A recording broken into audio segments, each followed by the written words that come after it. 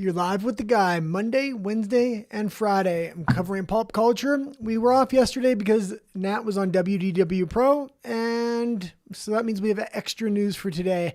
I've divided it into two major parts. The first part is general pop culture, and the second part is economics of pop culture there. So there was a lot of economic news coming in, and it's all like recent from the last 2 days. Let's get into the first story, though, and that is the Fantastic Four First Steps. It had its first preview day, and it seemed to have made quite good money. Fantastic Four First Steps fires up Thursday night with 24 million plus in previews. Yeah, and some people may be looking at the numbers and wondering, is that good? Is that bad? They don't really know box office numbers. Well, let me tell you, that is fairly good. I don't know if that's going to reflect through the whole weekend. A lot of people are expecting this movie to bomb. I was definitely one of them. I would have expected Superman to do far better than Fantastic Four. That being said, a lot of the reviews are coming in, and they're having the same kind of take that they're having with Fantastic Four as of Superman, meaning they were generally okay movies. Nothing great, nothing extremely horrible. They took out probably a lot of the politics that was originally in there, but it is still sprinkled with a bit. Why don't we read a little bit of this article? Marvel Studios and Disney's The Fantastic Four First Steps came in higher than DC's Superman as far as previews go, with a studio reported 24.4 million. Okay, and 1 second. If you're hearing a bunch of gun blasts in the background, it's fireworks. We were broadcasting from Mexico City, and every day seems to be God's day. It's another saint, and every time there's a saint, they launch fireworks in the air. There's a celebration. It's quite cute. Yeah. They dance around. Let's keep going here. That's higher than MCU's Captain Marvel, which went on to post a Friday of 61.7 and a 3-day 153. It's also not far from Captain America Civil War, which posted 25 million Thursday before 75.5 Friday and 179 opening frame. I think the first day, maybe Thursday, Friday are going to be the best 2 days. After that, I am expecting to see steep fall-offs. I'm not expecting it to do extremely fantastic over the weekend. My prediction was 90 million. After this first day of coming in, I'm thinking it's going to hit somewhere between 1 and maybe 110. The mainstream sources were predicting 110. So it's going to be interesting to see what kind of happens here. Do you think a lot of people are just going to see if it is that bad? Or do you think it's genuine excitement for the movie? I don't think it's genuine excitement in the least. That being said, Pedro Pascal has kind of been put up as the LGBTQ and progressive icon. So maybe there is a general support within that sphere of people. They don't really usually go that much to movies. I mean, for that specific sector, just because of that. Pedro is there. I mean, they're attempting to make him into the new non-toxic masculinity and make him their leading man. But there's also been quite a bit of negative press, at least on my algorithm. So. Well, yeah, there's been a lot of negative press on him and on this movie. That's why I'm so surprised the opening numbers are doing so well. I mean, I used to work in the record industry, and it was common practice for the record industry to literally buy millions of copies of their own album up to boost the opening numbers, make the Billboard charts, and hope there was a snowball effect. I'm not saying that that's what's happening here, but it isn't. If it's not beyond the record industry, it may not be beyond the movie industry either. Okay, let's go into the second article. We got quite a few articles, so we're going to go through these in fairly rapid succession today. From Variety, Alien Earth is wildly ambitious, expensive, and stars a talented actor who refuses to play by Hollywood's rules. Inside, FX risky bet for a new blockbuster series. Yeah, and I generally like sci-fi movies, so I would have been excited about something like this, but the previews of this movie look absolutely woke. A lot of independent creators are also talking about they see the wokeness all over the trailers, and if it's in the trailers and in the previews, I can only imagine what's in the actual series. It's extremely easy to put woke progressive ideology into sci-fi. I don't mind it here or there because it naturally lends to the story, but I don't really want to see the messaging in my face all over the previews. It's no longer really appealing to me. Okay, let's go into the next story if we got it. Oh, the next? Oh, no, you can read it a little bit. So we're talking about Sydney Chandler, who plays Wendy on Alien Earth, supposed to appear on Variety's cover with her co-star, but she was late. I don't know why that's important. That's just unprofessional. But they're saying, oh, she doesn't play by the rules. At first, one of Chandler's reps voiced the actor's concern about playing a game with two older men. In other words, her co-star and showrunner, who are respectively 57 and 58, the game, the comic test, how well do they know each other, seemed innocuous to us. Everyone from Mariana to Ryan Reynolds to Daniel Craig has done it in the past. But to demonstrate good faith, we offered to show Chandler sample questions. Then she sent a list of notes we'd never asked. Okay, and this is kind of why I wanted to skip this article. I didn't think it was going to be very interesting, and it doesn't seem to be very interesting. So let's go on into the next main story. And we kind of talked a little bit about her because Freaky Friday is coming out. Nat's absolutely excited about Freaky Friday and probably going to force me to the theater and then force me to make a reactionary video. Reactionary is a different thing. Well, when it's this, I'm reactionary. Okay, let's read a little bit Variety. about this. Jamie Lee Curtis is very excited about her Murder, She Wrote reboot. It's happening. I don't love Jamie Lee Curtis as a person or because of her politics, but I will admit I did like her in Freaky Friday when I was younger, so the memory is still there. But that's basically the only thing I knew her from. Well, surprisingly, I'm talking less about Jamie Lee Curtis and more about Murder, She Wrote. Murder, She Wrote was one of my big series as a child, actually. My great-grandmother used to watch it every single day. So I used to watch it every single day because she would be babysitting me. It was a beloved little series. I don't know if it really needs a reboot, but if you're going to do a reboot, I don't know if I want to see Jamie Lee Curtis as the detective. I would have wanted to see somebody a little bit more pudgy in the role, I think. Well, Jamie Lee Curtis is, the traditional, almost OG final girl, so she gets cast in a lot of these things. But Jamie Lee Curtis confirmed that her Murder, She Wrote reboot movie is in the works on the carpet for Freakier Friday. Oh, it is, Curtis began, taking a dramatic pause while speaking with Entertainment Tonight, happening. We're a minute away, but we're very excited. Very excited, Curtis continued, but I'm tamping down my enthusiasm until we start shooting. I have a couple other things to hustle. And then this is my problem. This is my problem with Jamie. The original Murder, She Wrote lady was just naturally likable and kind of beloved. Angela Lansbury.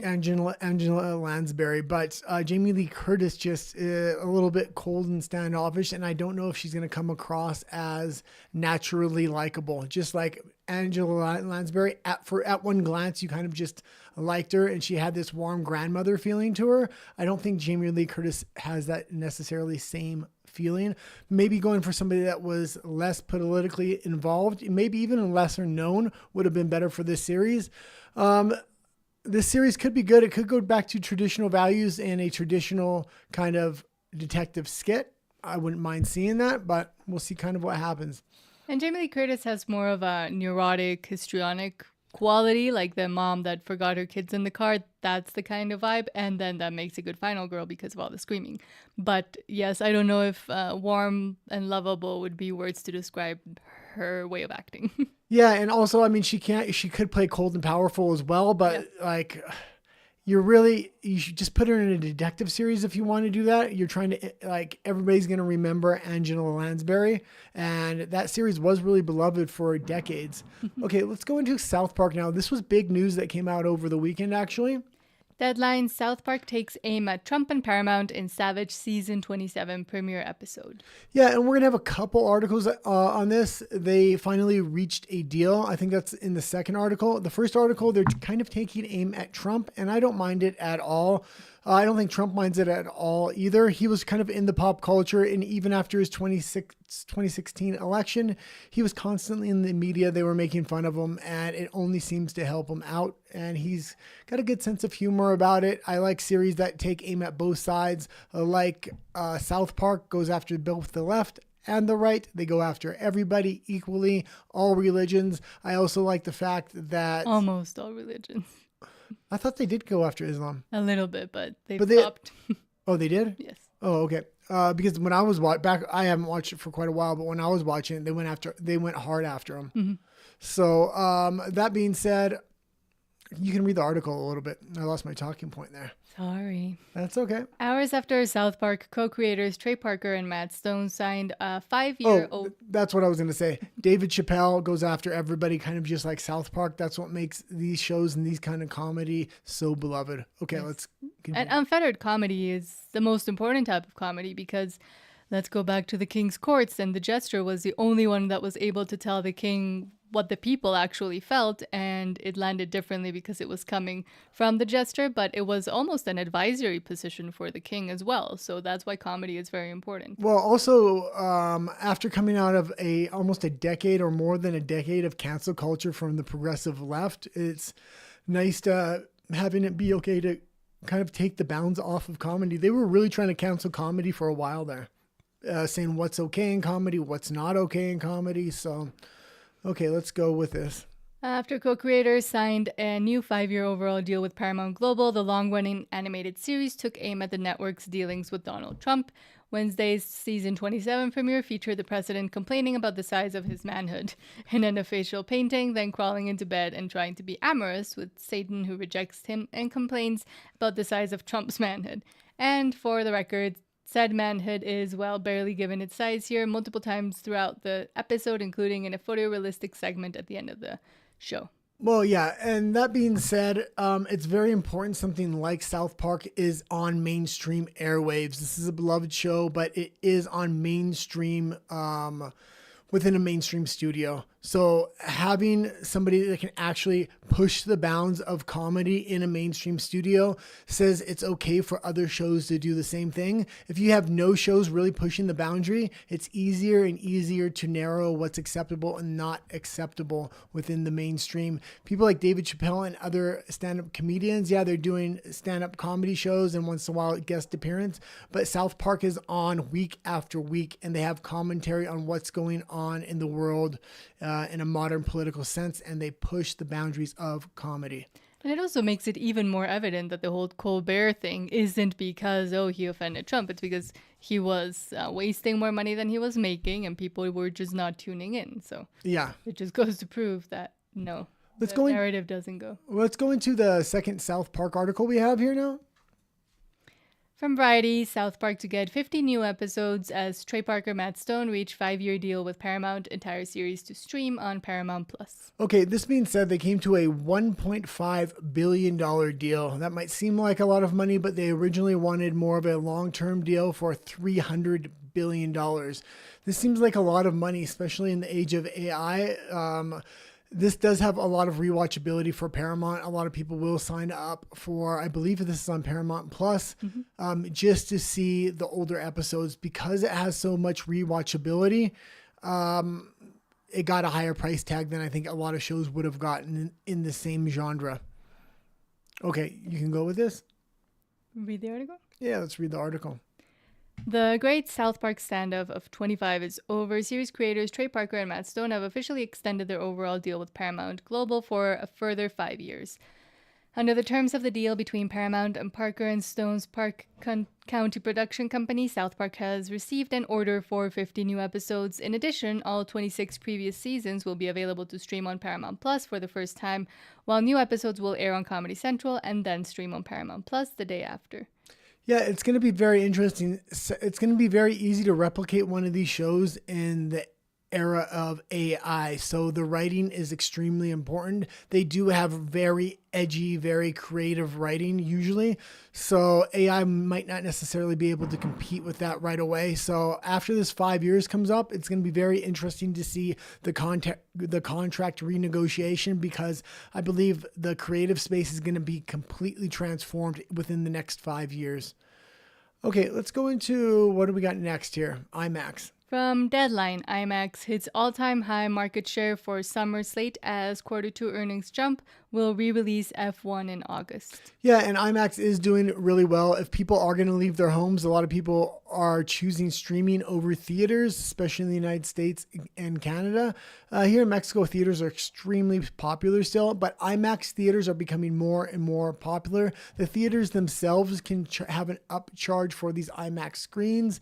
But if you're going to leave your house, you're going to want to see it on the best sound system with the best screen. Do you like IMAX? Because it makes me dizzy. IMAX can be a scam. I mean, how many IMAX theaters have you been into? Quite a few. Sometimes I go into an IMAX theater and it's the same old screen. They've just extended it a few feet and they're trying to call it IMAX. And like premier theaters, yeah, the IMAX screen is really good, but in these smaller theaters that are trying to claim IMAX, it just doesn't really seem like IMAX to me. It just seems like a way to add an upcharge and just make the screen a little bit bigger, and we'll call it IMAX. But on those special occasions where it is a really good IMAX screen, it's really good seats, yeah, I do like it. Like when it's in like museums and like they do like documentaries where the shark is coming at you and stuff, or the dinosaur, which terrifies me. Those are kind of worthwhile because they are huge and it's floor to ceiling. But yes, just a bigger-ish screen. It doesn't. Well, also, it's kind of strange to say because if you want a bigger screen, you have to make a bigger theater. With a bigger theater, you're packing more seats in there, and it's just a matter of perspective, really. Does the screen seem that much bigger when you're in a much bigger room? Because if you're in a smaller room with a 90-inch TV and you're right in front of it, is that IMAX as well? But here in Mexico, I do, like, if we go to watch a movie because we want to watch it, not to go just review it, then I'll just pay for the cheapest tickets. But I do think, for example, VIP experiences are worthwhile, especially here. Yeah, the VIP it's not that much more. The VIP experiences in Mexico are something special. It's these lazy boy recliners with these special little lamps. You lay back, there's a table, they come out, they bring you food, they bring you soda, whatever you want with a menu. It is an absolutely fantastic experience, especially compared to Canada, mainly comparing it to Canada. In the Canadian VIP theaters, they're very plastic seats. They're not plush. Yeah, they're a bit bigger. They recline a little bit more, but they're nothing like in Mexico at all. And I had also been to the ArcLight Theater like decades ago, a long time ago, where they did serve you dinner and stuff. I don't know how it is now. Like I said, I had been a few decades ago. But at that time, the VIP experience wasn't that great. It was really good because they would bring the director in after the movie. The ArcLight is a very famous theater in Hollywood where they bring in directors to talk to you after the movie, sometimes on special screenings. So that was nice. But even the VIP experience at that theater didn't compare to Mexico. And these Mexican VIP theaters, it's almost every theater that has this VIP experience. Mm-hmm. Yeah, there's a lot more. You do pay an up fee for it. I will say that. But again, it's almost the same price as a normal Canadian ticket anyway. So if you're comparing it from coming from over there. Yeah. And there, I mean, the most VIP experience I ever had at the Canadian theater was seeing a bunch of rats and mice run around the theater for the whole movie.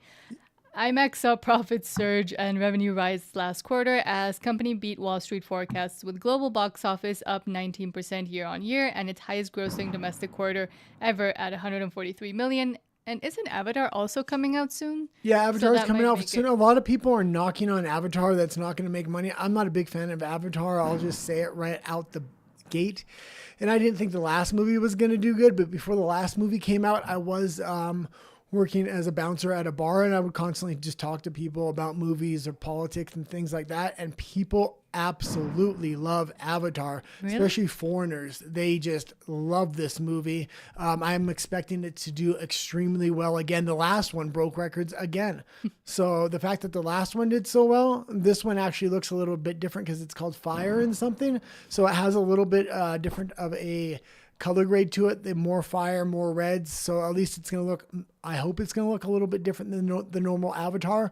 But Asians especially love this movie when I would talk to them. Like China loves Avatar, and I'm sure it's going to release in China. That's going to make a huge chunk of the box office. I don't like that. I personally don't like Avatar, but I will say this. I expect it to do extremely well in the movie theater, and I expect it to do extremely well here in Mexico as well. I never understood the storyline. It was like I understood it, and I liked it. I thought Romeo and Juliet. I thought it was a solid movie, but when I heard they were going to make part 2, 3, 4, and 5 in succession because they already had the world mapped out, it was extremely cheap to do the sequels. I said, this is going to be overkill, and it really hasn't been at this point. This thing is box office magic. It just makes hand over fist money. I think this is what Disney and a lot of these other companies kind of think when they're thinking superhero movies. They can just put anything out there and it will make money. It seems like Avatar, no matter what they put, it does make money. I am expecting the next one to make money. Am I expecting it to be good? No, but then again, I wasn't a big fan of any of the Avatars really. And it angered me that they took Avatar and put it in Animal Kingdom, which has nothing to do with it. I mean, the animals. But that's the thing. Are they animals? Are they human weird hybrid things? Aliens? What? It's not an animal. They could have put some sort of But they other got exhibit. dragon animals they fly on as well, who definitely But are they could have, animals. the animal kingdom especially was supposed to be like geared towards edutainment and education about animals and conservation and keep the planet and stop killing trees, etc. But no, they just put a bunch of weird aliens. And yes, it did very well for a long time because of the rides that they put there was one of the few rides within Animal Kingdom. But I don't know, it was one of the, in my opinion, one of the first times Disney geared their parks not so much towards edutainment, but going on IP only. And yeah. Okay, let's go into this next article, and this is about the box office and how it's kind of going, or how the mainstream kind of sees it going. I'll give my takes on it after we read just a little bit. From Variety, Sinners and Superman are hits, but superheroes and horror movies are no longer box office guarantees. Yeah, and I don't think this is the case at all. With superhero movies, yes. With horror movies, no. Horror movies have always kind of been hit or miss. And like studios are putting out crap nowadays. They need new original ideas. You're making Megan 2 because Megan 1 was a hit. And you're just trying to use the cookie cutter equation to cash in. Are you okay? Nat's choking over here. She had some coffee. She's saying, keep talking. Don't let him hear me cough. Yeah, as far as superhero movies, I think they're kind of played out at this point. You need something really special if you want to kind of reboot these superhero movies. I think Star Wars is played out as well. That being, I don't think horror movies are played out. Horror movies have done really good at the box office. They're specifically citing Megan 2 here on the thumbnail. And yeah, Megan 2 was a failure because it tried to use that cookie cutter equation, but Sinners was original and it did fantastically well. Final Destination Bloodlines, that did fantastically well. There's been a series of big horror movies that did extremely well recently. Okay, let's go into this article a little bit. Sorry, maybe Joe Rody came after me for talking poorly about Avatar. It wasn't long ago that audiences would show up to seemingly any movie featuring a costumed hero or a masked ender. But times and standards have changed, and lately Hollywood's two most reliable genres, superheroes and horror, are showing signs of fatigue. And horror movie wasn't always, it's always been hit or miss. It's never been a guaranteed. Horror movies have always been somewhere for filmmakers to cut their teeth as well. That's why you have a ton of bad horror movies. So yeah, let's just continue to go here. People haven't stopped loving horror or superhero films, but they stopped loving mediocre entries in those worlds, says exhibitor Mike Barstow, executive VP of Midwest-based ACX Cinemas. There's a demand for higher quality. Does that what is he saying here? Like, it's true. No, it's not true. That's when people don't want mediocre movies for any genre. Well, true. Not just superheroes or horror movies. Any genre. I don't want a mediocre film. If they're going to invest millions of dollars in a film, spend half a year or a year producing these things, they should make sure in the planning phase these are good movies. Don't play it safe. We want good movies that are original. But it's specifically with horror and superhero films, because they had to churn out so many so fast, I think the mediocrity became more apparent than other genres. Nobody told them to turn out. They did that to rom-coms ages ago. Nobody told them to turn out that many movies that fast. Take your time. Plan good movies. And there's I was reading an interview with an AI executive and how they want to restructure their particular studio and how other studios are looking at it, and they're thinking, oh, rather than make 3 or 4 films a year, we should be making 50, maybe even 100 films a year with AI, and that's going to make it possible. It doesn't mean you're going to cash in because you're making 100 films now. Make good films. That means they're going to need creatives. I mean, yeah, it might be a lot easier to make a movie, but right now you're spending a lot of time, millions of dollars, and you're not able to make good movies. You're able to make mediocre crap because you don't have the proper creatives in the positions to formulate these movies properly. Mm-hmm. Speaking of having the proper creators to formulate a movie, hopefully reformulate the bad bits.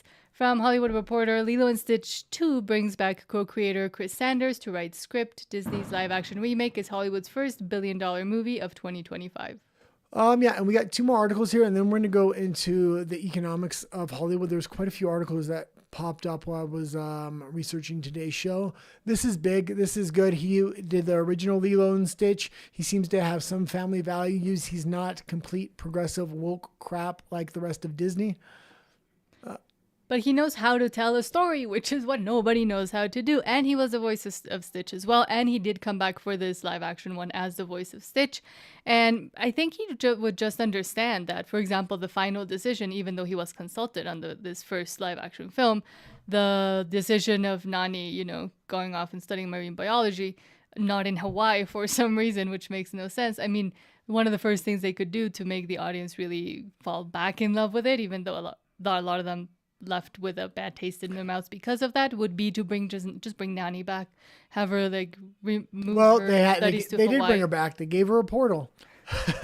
Yeah. I do like portals, but I wasn't a big fan of the ending. That being said, this is a very good sign because they're bringing back a lot of the older creators and creatives within Disney. This isn't the first article we've covered of this.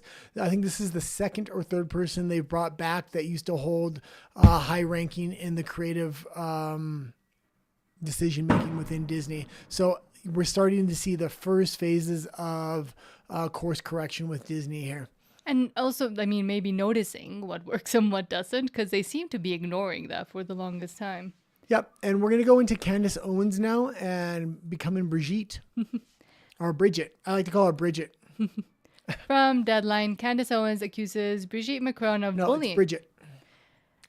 Brigitte Macron of bullying her with defamation suit over claims French lady was born a man. Candace Owens is not shutting up. Yeah, and I covered this on my night show. I don't know if I covered it on my morning show, but I'm going to keep covering it. Anytime there's an article that comes up that I can highlight, I want to keep this within the zeitgeist. This is an important story. I want to see what happens with this case. It's important on a free speech level. It's important on a ridiculousness level. This is just an extremely funny story. It really has all the elements, and I really hope that they allow cameras in the courtroom if this trial goes forward. That would be absolutely phenomenal. This is completely backfiring on the Macrons. This has worldwide attention now. Mm-hmm. So they made it worse. They made it 1,000 times worse. It's no longer going to be called the Streisand effect. It's now going to be called the Macron effect or the Brigitte effect. Okay. And it also, again, they're super progressive. Isn't being a trans woman no different than being a real woman and being, P.T. Barnum once said, no publicity is bad publicity, but hard to tell if Candace Owens would agree or disagree today. The conservative, contrarians, outlandish... I love how they try to use conservative as a negative word. 1 second. We have a parade going by our house now. Yes, I can hear it. The parade arrived now. First they do the fireworks, then they do the parade, and then they do the prayers. It's great. I like to go to those parades. Yeah, I do. I like them as well. One time they had Jesus with the cross walking down the street. Oh, they always do. That means they have town bread. Yeah, they have Pan town de bread. Pueblo. We'll I want to get some go. town bread. It's bread that's baked in a different way, and it's better than any other bread. Yeah, they have vendors that line the street. Typically Friday. There's a lot of festivals here in Mexico City. If you're watching us from anywhere else, Mexico City is a very special city. Mexico in general is, and yeah. They celebrate almost every saint. I'd say almost every weekend. And different communities, I will say, or little townships, if that's what they're called, celebrate or are patronized by different saints. So that's why you'll always see one town celebrating one weekend and the next one, and that's how they rotate them. Yeah, and you do see a religious base here, even in people that are non-religious, and they still give religion a certain relevance here, which is good to see. It really attaches moral values to the society in a way a lot of other societies are kind of losing right now. I don't love the sound making fireworks because they scare dogs and birds, but other than that, it's lively. I mean, it's way more lively than gray, sad Vancouver. Oh yeah. Okay.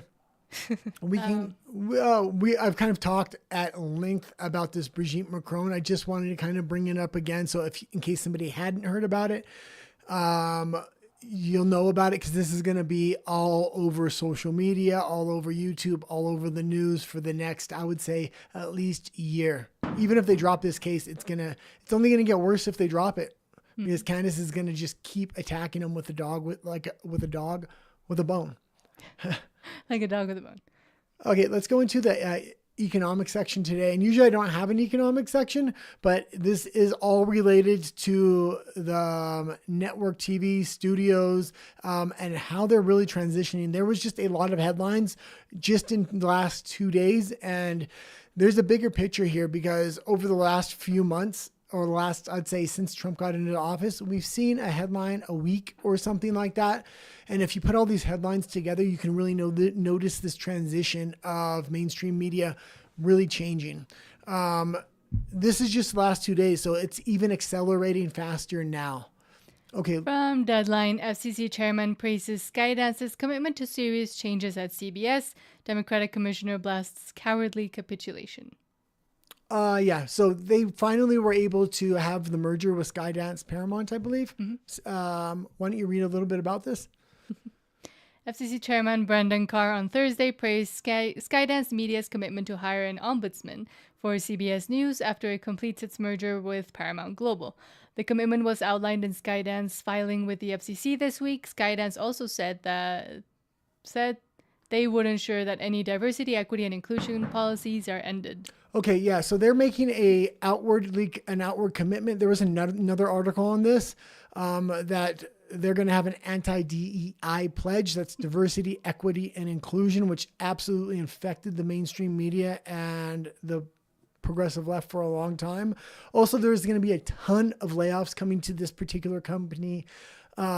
Specifically, a lot of shows I would expect to be canceled as well. There was about 5 or 6 articles on different subjects with this particular article here. I just kind of highlighted the main article because I have too many economic articles to go into today. The main talking points here is the anti-DEI pledge, and there are a lot of layoffs and cancellations coming to show cancellations to those networks. Okay, let's go into the next article, and I believe it might be TikTok. Yes. From Variety, TikTok will be banned in September if China doesn't approve U.S. app sale, Trump official warns. It's never going to happen, but it should. Yeah, and every time this kind of pops up in the news, I keep putting it in. I just want to have updates so we haven't forgotten about it. They keep saying they're close to a deal. Supposedly, there's been American app developers that have been developing the app and developing the back end. That being said, they would have to have a specific buyer if they were going to develop that app. So I'm not too sure. Maybe there is a specific buyer that has already kind of eked out the others and they're just waiting for Chinese approval. Let's read a little bit about this. Howard Lutnick, President Trump's Commerce Secretary, who we've been warned about as well, said TikTok will go dark for the videos app millions of American users use unless China agrees by September 17th deadline to a deal that will give U.S. owners majority control over the app. And we keep hearing this, whether it's the tariffs or this, he keeps putting pressure and then taking it off, putting pressure, taking it off. He has given TikTok quite a few extensions at this point. So I would think there would be another extension coming if this doesn't happen. He just wants to get this deal closer and closer to the finish line. This is a major deal. I don't necessarily agree with it, forcing a sale to a foreign country because you don't like what's on the app. If you want to ban the app is one thing, but forcing a sale, I don't know. Okay. I just hate TikTok. I think it's the rot of the only reason we're not on TikTok is because she hates it so much. I wouldn't mind being on there. Actually, I've only used the app once just to kind of see what was on there, but yeah. I mean, I stand firm in my convictions, and I will not bow down. Well, when it's U.S. ownership, where are we gonna go on there then? It's the same as YouTube at that point, right? And it's the second biggest platform to monetize. I don't know. I would actually say if TikTok comes to the U.S., it's probably the number one monetized platform because I would expect them to try to get content creators on there. I don't know. Okay, let's go into the next economics article here. From The Hollywood Reporter, E! News canceled after 34 years. E! News will continue on as a digital brand. Access Hollywood is unaffected. Yeah, so I'm just bringing this up, and there's a lot of news shows like The View. The View's going on hiatus too. Either they're going to rework that show or cancel that show. 60 Minutes has a new God, what was it? Executive producer at 60 Minutes. A lot of these new shows are getting canceled. The first late night show of Colbert got canceled. I would expect the rest to get canceled because nobody's really watching them right now. E! News is now getting canceled. This is just showing the modern reworking of the landscape, especially in the United States, and how this is working. Okay, let's continue. We can read a little bit about this actually. E! News has been cancelled as a linear television show. A source with knowledge of the decision told THR it will officially end on September 25th. The nightly entertainment news program launched in 1991. The show had a 2-year hiatus during the bad times. E! News will continue on as a digital brand. Yeah, and this is interesting because this is kind of like Colbert used to do more entertainment, and those late night shows used to be more entertainment, less politics. They went completely political. Colbert got canceled. The late night shows are doing horrible numbers, but this is one that still does primarily entertainment. I might not like their takes and they may be shill takes, but it's showing even in the entertainment space, they can't compete when there's free speech in the market like independent content creators on YouTube. People are flocking to YouTube in mass, whether it's older people, middle-aged people, or younger people. All demographics are now going to YouTube, not just for their news, but also for God. And especially for celebrity news, and the fact that there's not that many celebrities people care about even anymore, but a lot of the gossip stuff is on YouTube. And then celebrities are also opening up to YouTube creators and being interviewed by YouTube creators. I'm thinking of Korean Englishman, for example, that takes out a lot of movie stars to eat Korean food, or Hot Ones, which became this behemoth. And I mean, all celebrities have essentially gone and eaten spicy food with him. So it's also changed the way in which celebrities and like big media relates to content creators, at least. I would say the content creators themselves are starting to become the celebrities. We're actually starting to see that transition now. And I would expect Hollywood and media platforms to start actually getting content creators as stars. They did this with Brett Cooper and Fox News. You're seeing this you're seeing the beginning of this. Mm-hmm. Okay, let's go into the next article. And this was the one I was talking about, 60 Minutes. Tanya Simon, named as executive producer of 60 Minutes. Award-winning journalist Tanya Simon has been named executive producer of... After you read the headline, give me just a moment to comment. Okay. This being said, I kind of highlighted this article because we've highlighted a ton of these articles over the past 100 days of executives being replaced, executives being fired. This is in most studios, most television companies. There is major moves being behind the scenes really to get rid of a lot of the DEI hires, I believe, and either to replace them with new DEI hires or to go in a new direction. So I just kind of added this into today's segment to kind of highlight this isn't the only new CEO or executive producer that's being brought into these studios. It is happening in mass. But at the same time, I do see this trend of, and I mean, they talked about it yesterday on WW Pro when I was on. Thank you so much again.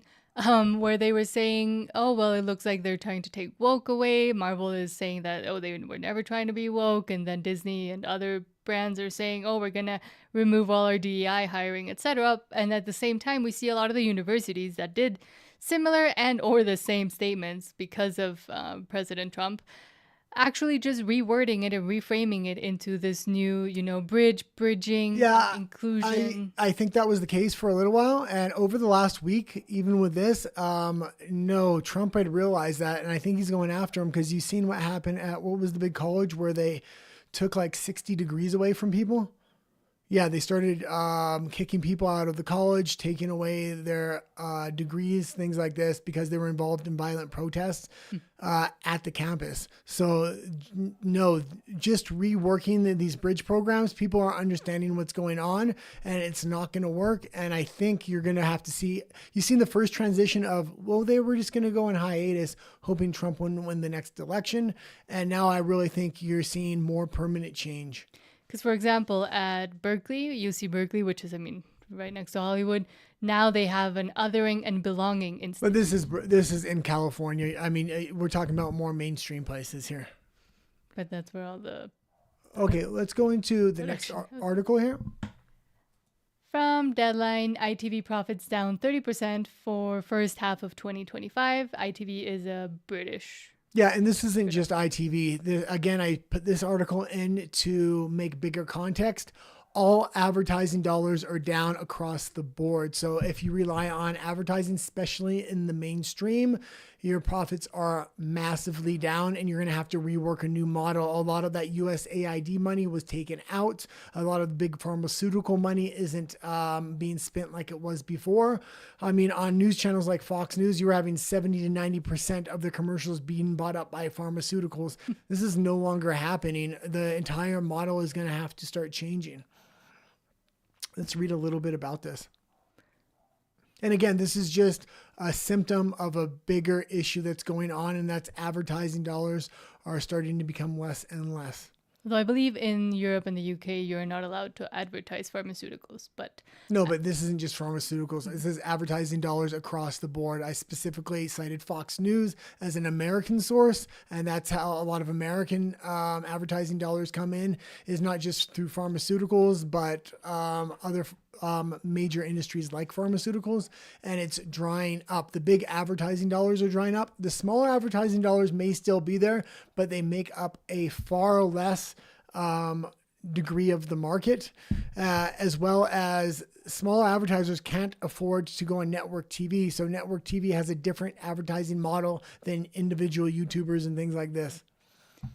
ITV profits were slashed 30% during the first half of this year. The broadcaster in the main put this down to a strong first 6 months of 2024 due to high advertising sales for the men's Euro soccer tournament. But nevertheless, the Love Island network still experienced a painful drop in profits that saw adjusted EBITDA fall from 212 million pounds. No, euros? No, pounds. To 142 million pounds. The margin was down from 13% to 9% for the first 6 months of 2025. Yep, and I would expect this to continue on until next year. So we'll keep an eye when stories like this kind of come up. Okay, let's go. Rafa says hello, so hello. Yeah, Rafa. I waved. Let's go into the last article of the day, and that is Meta.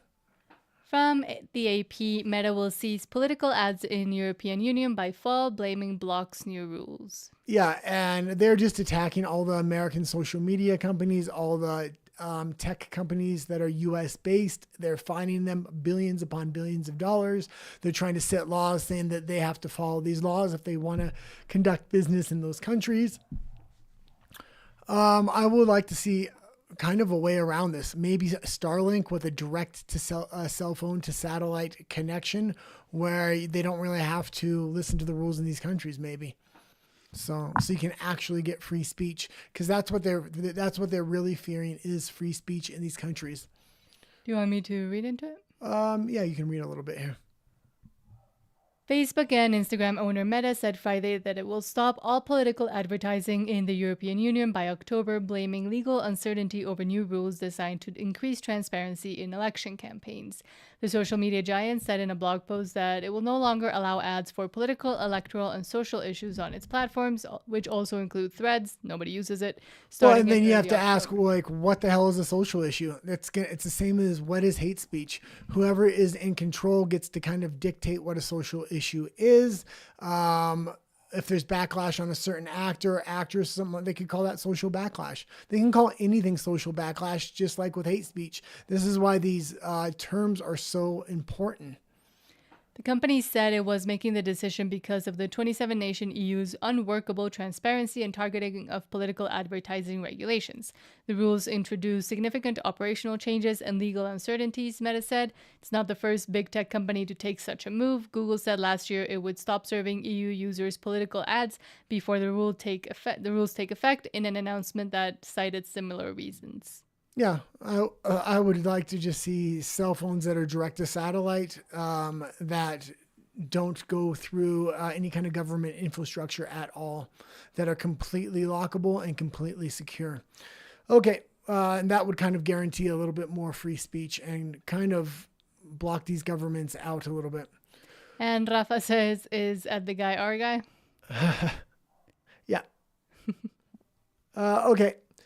I'm done for today. Thanks for tuning in. If you haven't liked and subscribed, please do so. We're trying to get to 1,000 subscribers. 300. We have to get to 300 first.